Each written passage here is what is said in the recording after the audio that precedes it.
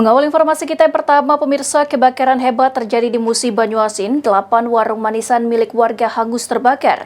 Belum diketahui pasti apa penyebab dari kebakaran tersebut, namun diduga api berasal dari konsleting listrik dari salah satu bangunan tersebut.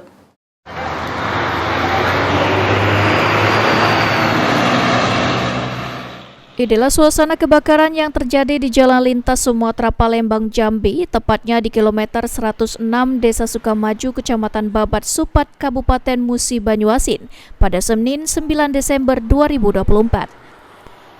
Dari rekaman amatir warga terlihat kobaran api dan asap tebal membumbung tinggi dan menghanguskan 8 bangunan warung semi permanen milik warga. Setidaknya 2 unit mobil kebakaran dikerahkan ke lokasi kejadian untuk memadamkan api. Belum diketahui penyebab pasti kebakaran ini, namun diduga api berasal dari konsleting listrik yang berada di salah satu warung semi permanen yang terbakar. Api baru bisa dipadamkan setelah petugas damkar dan pihak aparat kepolisian serta TNI tiba di lokasi untuk memadamkan api sekitar 1 jam kemudian. Tidak ada korban jiwa dalam peristiwa tersebut, namun akibat peristiwa ini, pemilik warung mengalami kerugian ditaksir mencapai hingga ratusan juta rupiah. Ruzi Iskandar, PAL TV.